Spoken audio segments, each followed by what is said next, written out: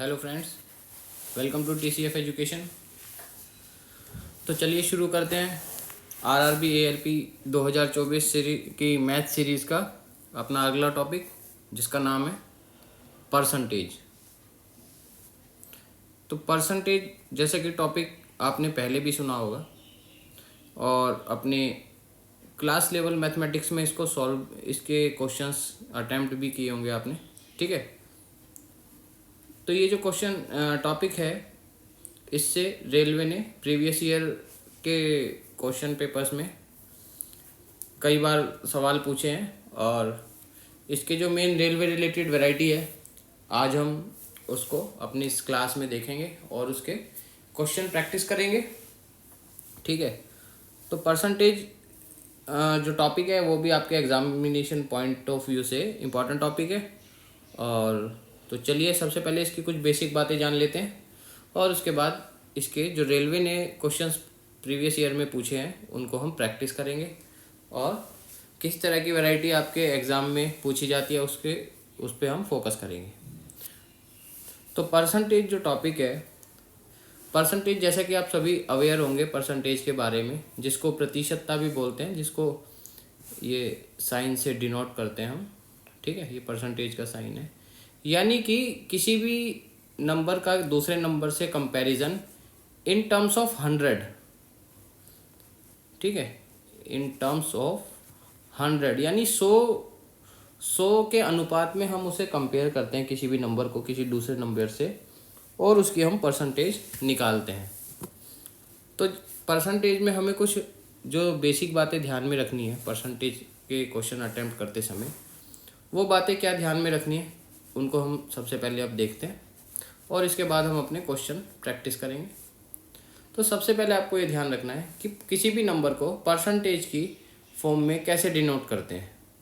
ठीक है, यानी प्रतिशतता के रूप में उसे कैसे हम व्यक्त करते हैं। तो हम क्या करते हैं, जैसे मान लीजिए 1/, कोई भी फ्रैक्शन नंबर है, मान लीजिए हम 1/2 ले लेते हैं। ठीक है, तो किसी भी नंबर का अगर हम बोलते हैं कि आधा भाग या 1/2 भाग, उसको अगर हमें परसेंटेज की फॉर्म में लिखना हो तो उसको हम क्या करते हैं, परसेंटेज की फॉर्म में लिखने के लिए 100 से गुना कर देते हैं। क्योंकि अभी मैंने बताया था कि परसेंटेज में किसी भी नंबर को किसी दूसरे नंबर से 100 के अनुपात में कंपैरिजन किया जाता है। ठीक है, कैसे, तो अगर हम 1/2 को 100 से गुना कर देंगे तो 50 आएगा, यानी कि ये जो 50 आया ये उसका परसेंटेज हो गया। ठीक है, परसेंटेज यानी कि 1/2 इज इक्वल टू 50% या 50%। इसी तरीके से किसी भी नंबर का जो 100, अब मान लीजिए ये नंबर अगर 100 होता, ठीक है, किसी भी नंबर का 100% का मतलब होता है 1, यानी कि वो नंबर पूरा का पूरा, यानी 100/100, 100 से 100 कट जाएगा, यानी कि वो 1 आ जाएगा। यानी 1 का मतलब यहाँ क्या है, पूरे नंबर से डिनोट किया जाता है। यानी कि किसी भी नंबर का 100% या किसी भी संख्या का 100% क्या होगा, वो संख्या खुद होगी। ठीक है ना, मान लीजिए 500 है, 500 का 50% क्या होगा, 500 का आधा वो होगा 250। ठीक है, अब ये 250 कैसे आया, ये आएगा अब क्योंकि 50 है। तो अगर हम अभी हमने देखा कि अगर परसेंटेज बनाना होता है तो हम 100 से मल्टीप्लाई कर देते हैं। ठीक है, तो यदि परसेंटेज को नंबर की फॉर्म में लिखना होगा तो हम क्या करेंगे, उस नंबर को, जैसे कि ये 500 है,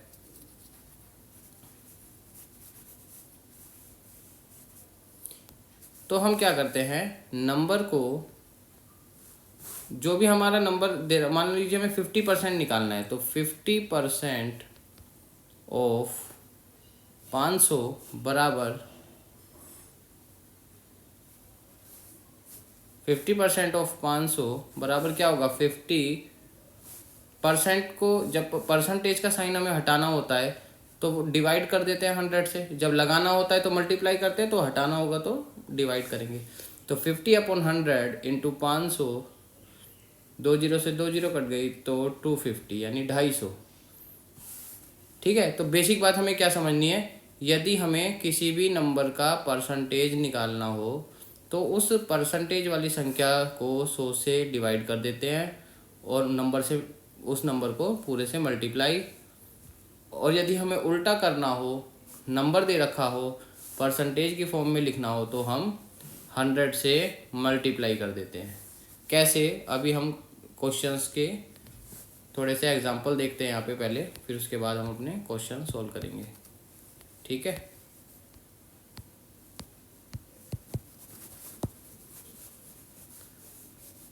तो कहने का मतलब ये है, आपको इसमें क्या चीज़ याद रखनी है कि परसेंट जो भी हमें कैलकुलेट करना है वो 100 के टर्म्स में करते हैं। मान लीजिए 2-3 एग्जांपल हम यहाँ लेते हैं, जैसे 25% ऑफ कोई भी नंबर ले लीजिए, सपोज मैं ले लेता हूँ 200, तो वो कैसे कैलकुलेट करेंगे, 25/100, 25/100 इंटू 200, 2 जीरो से 2 जीरो गया यानी 50 आंसर आ जाएगा। ठीक है, ये 50 हमारा आंसर है। तो परसेंटेज वाले नंबर को 100 से डिवाइड कर देना है और उसके बाद जो टोटल नंबर है उसे मल्टीप्लाई करके हमारा आंसर आता है। ठीक है, दूसरा के जो इसका दूसरा उल्टा केस है उसको हमें क्या करना है,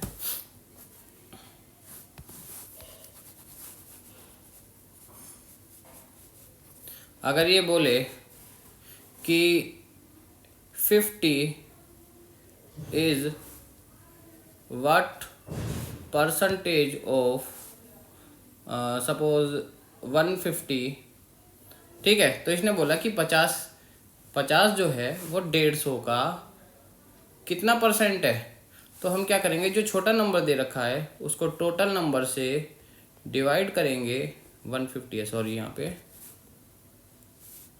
छोटे नंबर से डिवाइड कर देंगे, छोटे नंबर को बड़े से डिवाइड करेंगे और इनटू में 100 लगा देंगे, क्योंकि मैंने बताया था अभी परसेंटेज निकालनी हो अगर तो हम 100 से मल्टीप्लाई करते हैं। तो यहाँ पे 2 जीरो से जीरो कैंसिल हो जाएगा, या ये 5 से कैंसिल हो जाएगा। ठीक है, पूरा जब इसे हम काट देंगे तो ये आपका क्या बन जाएगा, 100/3। ठीक है, 100/3 का मतलब क्या होगा, ये हो जाएगा 33 इंटू 1/3 परसेंटेज। ठीक है, ये मैंने डायरेक्ट इसको डिवाइड करके लिख दिया है, 33 इंटू 1/3 परसेंटेज आपका आंसर आएगा। ठीक है, तो कहने का ये मतलब है कुछ चीज़ें आपको मतलब कुछ परसेंटेज आपको क्लियर होनी चाहिए, जैसे कि मैं लिख के बता देता हूँ कि ये तो हमारा कैलकुलेटिव मेथड हुआ। अपने क्वेश्चन को और शॉर्ट बनाने के लिए, जैसे कि 1/2 परसेंटेज का मतलब होता है, 1/2 का मतलब होता है 50%। ठीक है, 1/2 नंबर है ये, किसी नंबर के आधे का मतलब होता है 50% कि, और उसके अगर यहाँ पे 1/3 लिखा है, ठीक है, तो इसका मतलब होता है 33 इंटू 1/3 परसेंटेज। 1/4 का मतलब होता है 25%। ठीक है, तो इस तरीके से ये कुछ परसेंटेज ऐसी हैं जो हमें ध्यान में रखनी है। ठीक है, एग्जाम्पल के माध्यम से हम ये टॉपिक प्रैक्टिस करते हैं। ठीक है, और देखते हैं कि रेलवे ने किस तरीके से कौन कौन सी वैरायटीज़ टॉपिक में कवर की हैं। तो ये जो हमारा क्वेश्चन है, पहला question, how is 1/2 expressed as percentage, ये मैंने अभी आपको ऊपर बताया था कि 1/2 को परसेंटेज में जब लिखेंगे तो उसको 100 से मल्टीप्लाई कर देंगे तो इसका आंसर 50% आ जाएगा। ठीक है, ये ऊपर आपको सोल्व करके दिखाया है। उसके बाद अगले क्वेश्चन की तरफ चलते हैं। अगले क्वेश्चन में हमसे क्या पूछा है, तो नेक्स्ट क्वेश्चन जो है वो है 2 numbers are less than a third number by 30% and 37%, how much percent is the second number less than the first. अब इसमें 3 नंबर की बात करी गई है। ठीक है, 3 नंबर में क्या कर रखा है कि पहले 2 नंबर को कंपेयर करके बताया है कि 2 नंबर में से पहला जो है तीसरे से 30% कम है और दूसरा नंबर तीसरे से 37% कम है। ठीक है, तो 2 परसेंटेज दे रखी है, नंबर हमें नहीं दे रखे तीनों में से क्या क्या नंबर है। तो अब क्या पूछा है कि how much percentage the second number less than the first. अब मान लीजिए 3 नंबर है ए, बी और सी। सी से इन दोनों का परसेंटेज दे रखा है और इनका आपस में परसेंटेज पूछा है कि कितने कम है। तो हम क्या करेंगे, अभी मैंने जब स्टार्टिंग में बताया था परसेंटेज वाले जो क्वेश्चन है वो किसी भी नंबर के कंपैरिजन में 100 के अनुपात में होते हैं, मतलब 100 के टर्म्स में कंपेयर किया जाता है। तो हमने सबसे पहले, क्योंकि तीसरे नंबर से दोनों को कंपेयर कर रखा है, तो हमने तीसरे नंबर को 100 मान लिया। ठीक है, तो जब तीसरा नंबर अगर 100 है तो इसने क्या कहा है कि पहला number two numbers are less than 30% और 37। तो एक नंबर क्या हो गया 30 कम, यानी कि एक 70 हो गया, दूसरा 37 कम यानी 63 हो गया। 100 में से 30 घटाएंगे तो 70, 100 में से 37 घटाएंगे तो 63 आ जाएगा। ठीक है, तो ये 2 नंबर आ गए। अभी ये एक्चुअल नंबर नहीं है, बट ये परसेंटेज की फॉर्म में आए हैं। ठीक है, चलिए, तो 2 नंबर हमें आ गए। अब ये क्या पूछ रहा है कि सेकंड नंबर जो है पहले से कितना कम है। अब सेकंड नंबर हमारा ये आ गया 63, पहला नंबर आ गया था 70। तो 63 और 70 में कितना डिफरेंस है 7 का, तो 7 अपॉन में, अब क्योंकि कंपैरिजन फर्स्ट से हो रहा है तो इसलिए फर्स्ट नीचे आ गया इंटू 100, यानी कि 10% इसका आंसर आ गया। एक बार दोबारा समझ लीजिए, थोड़ा कॉम्प्लिकेटेड अगर लग रहा हो। 3 नंबर हैं, ठीक है, 3 नंबर में से पहले 2 नंबर का तीसरे से कंपैरिजन दे रखा है। ठीक है, तो हमने इसको 100 मान लिया, तो बाकी दोनों नंबर आ गए हमारे पास। एक 37 कम है यानी कि एक 63 आ गया, और एक 30 कम है यानी ये 70 आ गया ए। अब बी का ए से कंपैरिजन पूछा है। ठीक है, 63 वाले का 70 से कंपैरिजन पूछा है। कितना गैप है 7 का, बस ये यही पूछा है, इसने नंबर नहीं पूछा। इसने पूछा है कि how much percentage is a second number less, कितना कम है, यानी 7 कम है। किससे कम है, फर्स्ट नंबर से 70 से। परसेंटेज की फॉर्म में निकालना है तो 100 से मल्टीप्लाई कर दिया, 10 इसका आंसर आ गया। ठीक है, तो क्वेश्चंस जो हैं वो देखने में थोड़े से टिपिकल हो सकते हैं, पर इसको अगर आप कंसेप्चुअली समझेंगे, ठीक है, तो ये आपको काफ़ी इजी तरीके से सॉल्व हो जाएंगे। ठीक है, इसमें हमने कुछ नहीं करा, बस एक 100 को एज्यूम करा और तीनों की कंपैरिजन निकाल दी। ठीक है ना, तो अगला क्वेश्चन देखते हैं। In an examination 65% of the total examinees passed, if the number of failure is 420 then the number of examinee. सबसे पहले हमें हर बार की तरह क्वेश्चन में ये समझना है कि पूछा क्या है। ये कहता है कि 65% बच्चे पास हुए और फेल होने वालों की परसेंटेज नहीं, संख्या दे दी 420।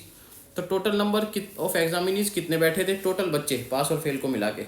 तो अब देखो, अगर 65% किसी एग्ज़ाम में पास होते हैं तो हमें ये पता है भाई 65% अगर पास हो रहे हैं तो 100 माइनस 65 यानी कि 35%। ये इस वाले क्वेश्चन की बात कर रहा हूँ मैं, पहले नंबर 3 की। तो 100 माइनस 65 यानी जो फेल हुए हैं वो 35% हुए होंगे। ऑब्वियसली जब 65% पास है तो 35% फेल हुए हैं। अब वो जो 35% फेल हुए हैं उसने उनकी संख्या दे दी 420, पास वालों की हमें नहीं पता। तो यानी 35% ऑफ एक्स, यानी जो टोटल हैं उनके 35% तो 420 के बराबर है। तो एक्स क्या होगा, क्रॉस मल्टीप्लाई करा, 35/100 को इधर ले गए, 100/35 बन गया, आपस में काट के आंसर 1200 आ गया। ठीक है, तो बहुत सिंपल क्वेश्चन है, देखने में ऐसा लग रहा है। और हो सकता है कि हम जल्दबाजी में क्वेश्चन पढ़ें, 65% ऑफ 420 निकाला है, नहीं, पहले हमें देखना है कि ये पूछा क्या है। ठीक है ना, तो उसी के अकॉर्डिंग हमें अपना क्वेश्चन सोल्व करना है। अगला क्वेश्चन देखते हैं। Out of the earning of 720 Ram spend 65%, 65%, how much does he save, यानी कि 732 की अर्निंग यानी उसकी कमाई में से, 732 रुपये की कमाई में से अब वो खर्च कितना है, 65% खर्च करता है, 65 रुपये नहीं, 65% खर्च कर देता है। तो बचाएगा कितने, जब वो 65% खर्च कर रहा है तो कितने बचाएगा, 35% बचाएगा। 100 में से 65 गए तो, ठीक है ना। अभी जैसे ऊपर करा है 100 माइनस 65 बराबर 35, ठीक है, %। तो जब वो 65% खर्च कर रहा है तो 35% बचाएगा। तो सेम चीज़ यहाँ अप्लाई करी कि 35% वो जो बचा रहा है उसकी वैल्यू कितनी दे रखी है, अब उसकी वैल्यू उसने पूछी है, तो 35% बचाएगा, 35% ऑफ 720 निकाल दो, 252 आ गया। इसमें इसने टोटल की वैल्यू पहले दे दी, तो हमारे पास कैलकुलेट करना और आसान हो गया। ठीक है ना, एक बार दोबारा देख लो, 720 टोटल नंबर दे रखा है, इसका 65% खर्च करता है तो और पूछता है कि कितना बचाएगा, 35% बचाएगा अगर 65 खर्च कर रहा है तो 35% 720 का कितना हो गया, वो हमने कैलकुलेट करके 252 निकाल लिया। ठीक है, तो हमारा आंसर सी आ गया। ठीक है, तो इसमें कोई हमने एक्स्ट्रा लॉजिक वगैरह नहीं लगाया, बेसिक कंसेप्चुअल तरीके से इसको सॉल्व कर दिया और बहुत ही जल्दी हमारा आंसर आ जाएगा। ठीक है, इसमें भी कई वैरायटीज़ होती हैं बट सबसे पहले हमें जो प्रैक्टिस करनी है वो रेलवे की previous year related variety cover करनी है, और मोस्टली हर बार रेलवे ने मोर और लेस सेम टाइप की वैरायटी पूछी है। ठीक है ना, जो कि बेसिक कंसेप्ट से ही सॉल्व हो जाएगी। अब देखो, उसका पूछने का तरीका भले ही हार्ड है लेकिन कॉम्प्लिकेटेड है, हार्ड नहीं कहेंगे थोड़ा सा, लेकिन उसको जब ढंग से पढ़ोगे तो आपको सारा क्लियर हो जाएगा। अब देखो ये क्या पूछता है अगले क्वेश्चन में कि a period of 4 our and 30 minute is what percentage of a day. एक दिन का 4 घंटे और 30 मिनट जो है कितना परसेंटेज होता है। अब एक दिन, ये दिन में है, ये मिनट और घंटे में, तो सबसे पहले दिन को अब पूरे मिनट में चेंज कर लेंगे। तो एक दिन में कितने मिनट होते हैं भाई, एक दिन में कितने 24 घंटे होते हैं और एक घंटे में 60 मिनट, तो टोटल दिन में कितने मिनट आ गए, 60 गुना 24। ये कितने का पूछ रहा है, 4 घंटे 30 मिनट, हमने इसको भी मिनट में चेंज कर लिया, तो 270 मिनट का पूछ रहा है कि व्हाट परसेंटेज ऑफ 1440 मिनट। तो सेम 276 को 1440 से डिवाइड कर दिया और 100 से मल्टीप्लाई करके इसका परसेंटेज आ गया। ठीक है ना, और ये सारे क्वेश्चन रेलवे ने अपने प्रीवियस एग्जाम में पूछे हैं, तो इसीलिए हम बेसिकली उन्हीं वैरायटी पे फोकस पहले करते हैं जो रेलवे से रिलेटेड हमारी एग्जामिनेशन पॉइंट ऑफ व्यू से ज़्यादा इम्पोर्टेंट है। ठीक है, अगला क्वेश्चन देखते हैं। अब ये कहता है, ये भी अच्छा क्वेश्चन है, बस पूछने का तरीका इसमें थोड़ा सा टिपिकल है, बाकी क्वेश्चन सेम तरीके से होगा। ये कहता है एक रेक्टेंगल का मेज़रमेंट करते समय गलती से, एरर यानी गलती से, जो sides of rectangle errors of 5% और 3% in excess area excess are made, यानी कि एक रेक्टेंगल की साइड बनाते हुए जो साइड थी रेक्टेंगल की वो 5% और 3% ज़्यादा बन गई। एक्सेस यानी ज़्यादा, डिक्रीज होता तो कम हो जाता, लेस कम हो जाता, बट यहाँ ज़्यादा बन गई। एक साइड 5% ज़्यादा बढ़ गई और एक साइड 3% ज़्यादा बढ़ गई, तो नप गई मतलब। तो the error percentage in calculated area, अब वो जो नया एरिया आया है उसमें कितने परसेंट का एरर आया होगा, क्योंकि भाई जब साइड ज़्यादा मेज़र हो गई हैं तो एरिया भी ज़्यादा मेज़र होगा ओरिजिनल से। ठीक है, तो हमने क्या करा, हमें नंबर्स नहीं दे रखे, तो सबसे पहले हमने साइड्स मान ली रेक्टेंगल की। ठीक है, पहले मान ली कि एक जो साइड थी 100 थी, अब वो बढ़ के हो गई 105, और दूसरी जो साइड थी 100 थी, अब वो हो गई 103। ठीक है, अब देखो, अब आप कहोगे कि रेक्टेंगल में तो दोनों साइड अलग अलग होती हैं, आपने इसको सेम क्यों मान ली 100 को, और दोनों ही 100 क्यों मान ली, क्योंकि रेक्टेंगल में, क्योंकि जो स्क्वायर है, ठीक है, इस एक तरीके से ये स्क्वायर लग रहा है आपको, 100 और 100 दोनों सेम साइड होने वाला, तो स्क्वायर भी एक रेक्टेंगल ही होता है। हमने अपनी कैलकुलेशन इजी बनाने के लिए दोनों साइड को सेम मान लिया। ठीक है, अब चाहो तो इसको 200 भी मान सकते हो, लेकिन फिर कंपैरिजन नहीं होगा, इसीलिए दोनों साइड को हमने 100 मान लिया, और एक की साइड हो गई 105 जो गलती से मेज़र हुई है, क्योंकि 5% ज़्यादा है, 100 का 5% 5 होता है, 100 क्योंकि 100 इसीलिए मानते हैं क्योंकि जो नंबर परसेंटेज में हम निकालते हैं वो सेम नंबर आंसर आ जाता है। तो इसी तरह 3% जो है वो 100 का जो होगा 3 होगा, तो नई साइड क्या बन गई, एक साइड 103 बन गई, एक 105 बन गई। क्यों बन गई भाई, एक साइड 5% बढ़ के गलती से लिखी गई थी, एक साइड 3% लिखी गई थी, ये यहाँ दे ही रखा है। ठीक है ना, तो अब जो नया एरिया हमें पता ही है, एरिया का फॉर्मूला होता है लेंथ इनटू ब्रेड्थ। अब यहाँ स्क्वायर है ना, अब यहाँ दोनों साइड सेम है, तो स्क्वायर वाला, अगर हम वैसे स्क्वायर का जो एरिया का फॉर्मूला होता है वो होता है साइड स्क्वायर। ठीक है, स्क्वायर का कंसेप्ट हमें अभी यहाँ याद नहीं रखना, हमें यहाँ पे रेक्टेंगल का कंसेप्ट याद रखना है। रेक्टेंगल की एक साइड एल मान लो ये हो गई, ब्रेड्थ 103 हो गई, तो एरिया क्या आएगा एल इंटू बी। तो जो 100 इंटू 100 वो तो है ओरिजिनल एरिया पहले वाला जो बिना गलती के लिखी गई साइड है, और जो नई वाली साइड्स का एरिया है 103 इंटू 105।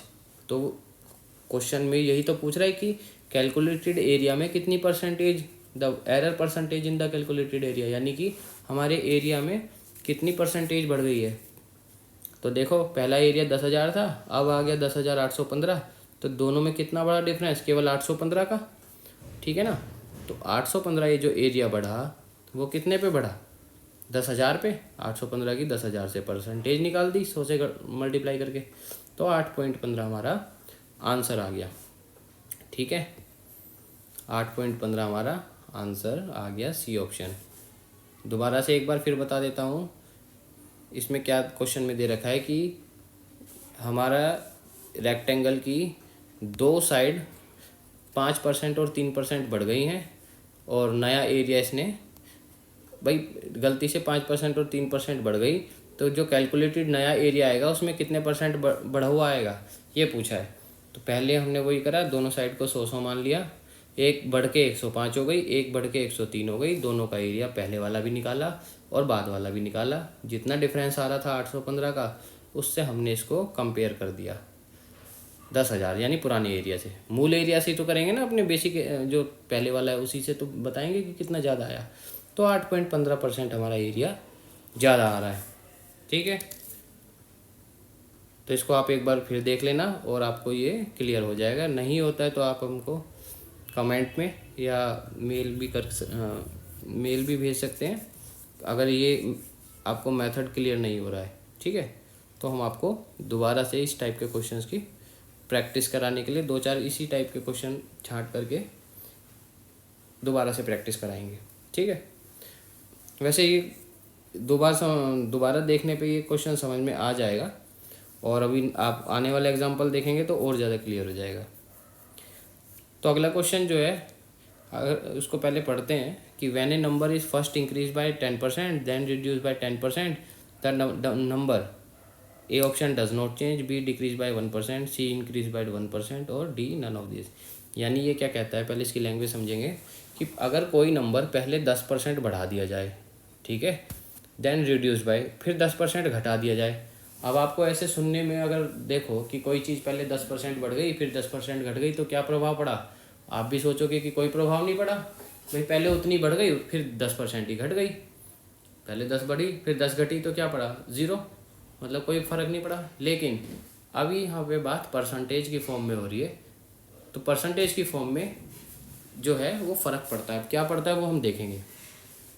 वैसे तो सभी लोग इस क्वेश्चन को पढ़ेंगे और ए ऑप्शन को टिक कर आएंगे, जबकि ये ऑप्शन गलत ऑप्शन है कि डज नॉट चेंज। चेंज होगा, कैसे होगा वो हम देखते हैं अभी।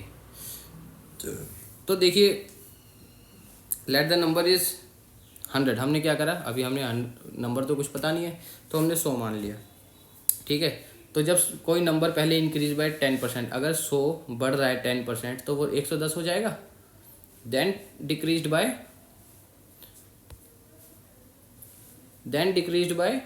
10%।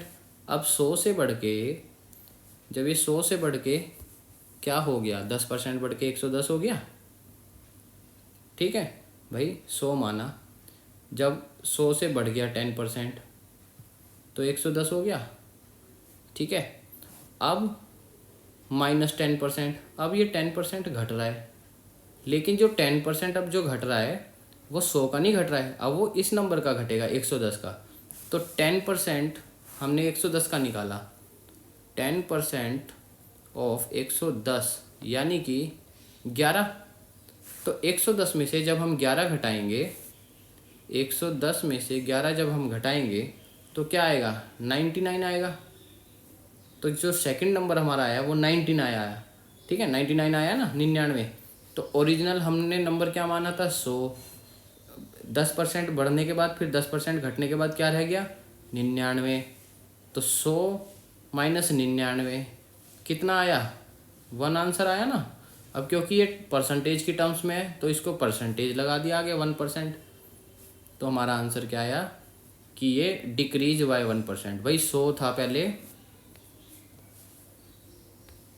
पहले नंबर 100 था, 100 से 110 हुआ, पहले 100 था, 100 से 110 हुआ, 110 से घट के 99 हुआ, तो ओरिजिनली क्या हुआ, 100 से 99 एक का घाटा हुआ ना, क्योंकि परसेंटेज की टर्म्स में है, तो आंसर आ गया 1%। ठीक है, 1% इसका डिक्रीज हो गया। ठीक है ना। अब कहेंगे कि 1 आया था, 1 को 1% क्यों लिखा, क्योंकि 100 हमने एज्यूम करा है, 100 के टर्म्स में जो भी नंबर होता है वो उतने ही परसेंट के बराबर होता है। ठीक है ना। तो यानी ओवरऑल डिक्रीज बाय 1%। तो इसी टाइप से हमें क्वेश्चन की लैंग्वेज पे कमांड बनानी है और हमारा इजीली वो क्वेश्चन फिर सॉल्व हो जाएगा। ठीक है। अब देखो, a dishonest dealer claim to sell his goods at cost price uses a false weight of 900 gram for 1 kg। यानी कि एक बेईमान जो दुकानदार है वो कहता है कि जी मैं तो अपने सारी चीज़ें बिल्कुल कॉस्ट प्राइस पे बेच रहा हूँ, जो जितनी की लागत आती है उस पर बेच रहा हूँ, लेकिन वो क्या करता है, कॉस्ट प्राइस तो उतना ही रखता है, लेकिन वो 1 किलो की जगह 900 ग्राम तोलता है, उस फॉल्स वेट यानी गलत वजन करता है। तो यानी कितने का घाटा कर रहा है वो, 100 ग्राम का। भाई 900 ग्राम तोलता है और 1 किलो यानी 1000 ग्राम, तो वो 1000 ग्राम पे 900 ग्राम के पैसे पे, मतलब 900 ग्राम की कॉस्ट प्राइस पे 1000 की कॉस्ट प्राइस ले रहा है, 1000 1 किलो की, 1000 ग्राम की। तो यानी सिंपल सी टर्म्स में कितना घाटा कर रहा है, 100 ग्राम का घाटा कर रहा है ना वो, 900 से और 1 किलो के बीच में, 900 ग्राम से 1 किलोग्राम के बीच में 100 ग्राम का घाटा कर रहा है। कितने पे कर रहा है, 900 ग्राम पे कर रहा है, क्योंकि वो दे तो ग्राहक को 900 ग्राम रहा है ना, 900, तो 100 ग्राम का घाटा कर रहा है, 100 ग्राम का ग्राहक को कम दे रहा है 900 ग्राम पे। तो परसेंटेज निकाला तो 11 इंटू 1/9%, यानी कि उसको क्या हो रहा है, डीलर को, दुकानदार को फ़ायदा हो रहा है, गेन परसेंट। ठीक है ना भाई, 1 किलो पे पैसे ले रहा है, 900 ग्राम दे रहा है, तो यानी 100 ग्राम का घाटा कर रहा है। दे कितना रहा है एक्चुअल, 900 ग्राम, तो 100 का 900 से परसेंटेज निकाल लिया, वो आया हमारा 11 इंटू 1/9%। ठीक है जी, वो इसका परसेंटेज यानी प्रॉफिट हो गया। तो अगला question, radius of circle is increase by 1%, what percentage is increase in area. ठीक है, तो radius of circle is increase by 1, यानी अब क्योंकि जितने भी ये ज्योमेट्री के क्वेश्चन होंगे उसमें हमें एज्यूम करना पड़ेगा, जैसे अभी रेक्टेंगल में एज्यूम करा था हमने, मान लिया पहले वाले सर्कल का रेडियस जो है, यानी सर्कल तो सभी लोग जानते होंगे, इस शेप को कहते हैं, जो वृत्ताकार शेप होती है हिंदी में, उसकी त्रिज्या यानी रेडियस, रेडियस यानी ये जो इसकी सेंटर से और सरकमफ्रेंस पे कोई भी लाइन अगर टच करती है इसके, तो उसको उसका रेडियस कहते हैं, आर, जिसको हिंदी में त्रिज्या कहते हैं। तो रेडियस 1% अगर हम बढ़ा दें तो एरिया कितना बढ़ेगा, तो हमने पहले रेडियस मान लिया 100, नया रेडियस क्या हो गया, 1% बढ़ के 101 हो गया। ठीक है, पहला एरिया क्या आता, एरिया का फॉर्मूला होता है सर्कल के क्षेत्रफल का, पाई आर स्क्वायर, तो पहला तो आ जाता पाई इंटू 100 स्क्वायर। ठीक है, और नया एरिया क्या आ गया, पाई इंटू कैपिटल, मतलब न्यू आर, इसको कैपिटल आर से डिनोट कर दिया, जो कि 101 है। अब पाई पाई तो दोनों सेम है, पाई की वैल्यू सबको पता होगा 22/7 होती है, इसे हम ज्योमेट्री में भी देखेंगे, ज्योमेट्री की वीडियोस में। ठीक है, इस पाई की वैल्यू, खैर पाई से तो पाई कट जाएगा जब हम दोनों एरिया कंपेयर करेंगे। तो ओरिजिनल एरिया क्या आ गया, 100 इंटू 100 10,000, नया एरिया क्या आ गया 101 का स्क्वायर, यानी 101 गुना 101 बराबर 10,201। अब कितने का इंक्रीज आया, 201 का, 10,000 और 10,201 में कितने का बढ़ा, 201, बढ़ा किस पे, पुराने वाले एरिया पे, कोई भी चीज़ अपने ओरिजिनल से ही तो बढ़ती है। तो 201 का जो अंतर आया वो आया आपके 10,000 पे, तो इसकी परसेंटेज हमने निकाल दी 2.0%, तो यानी 2.01% हमारा क्या आया, इंक्रीज्ड इन एरिया, 2.01% एरिया हमारा बढ़ गया। ठीक है, तो हमें परसेंटेज के क्वेश्चन में 100 की टर्म्स में कंपेयर करके देखना है। ठीक है, और क्वेश्चन चाहे फिगर से कंपैरिजन हो चाहे नंबर से हो, तो उससे फ़र्क नहीं पड़ेगा, तरीका सेम रहेगा दोनों में। अब देखो 150% ऑफ 15 प्लस 75% ऑफ 75, बहुत सिंपल है, तो हमने पहले इस इक्वेशन को सोल्व करना है, फिर इसको सोल्व करना है, जोड़ के लिख देना है। तो 150% यानी 150/100 इंटू 15 और 75% यानी 75/100 इंटू 75। आपस में जब हम इन्हें सॉल्व कर लेंगे तो 45/2 और 225/4 आएगा फ्रैक्शन। फ्रैक्शन दोनों का एलसीएम 4 आ जाएगा। फ्रैक्शन दोनों सॉल्व करके 315/4 और 78.75% हमारा नंबर आ जाएगा। ठीक है ना। तो ये हमने परसेंटेज की रेलवे रिलेटेड वैरायटीज़ कवर करी हैं। अब आपको सेम हर बार की तरह अपनी क्वेश्चन पेपर्स की बुक उठानी है, उसमें से परसेंटेज के सवाल प्रैक्टिस करने हैं और मेक श्योर कि आप 40 से 50 क्वेश्चन इसके सॉल्व कर पाएँ।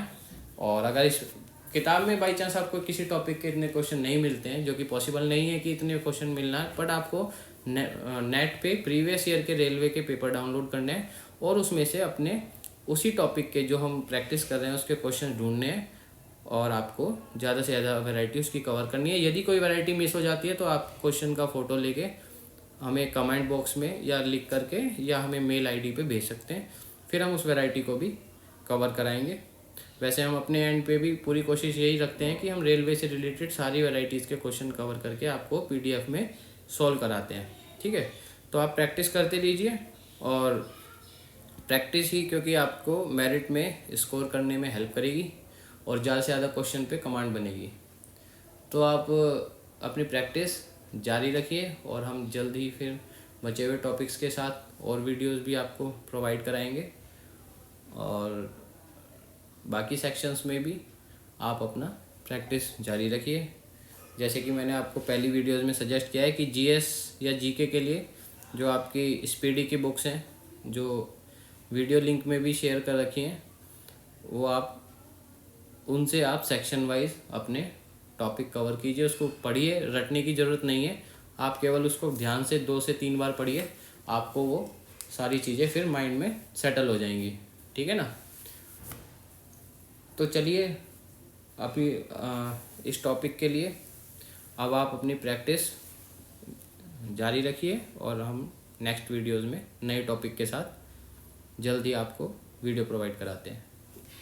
तो all the best for your exam, keep practising.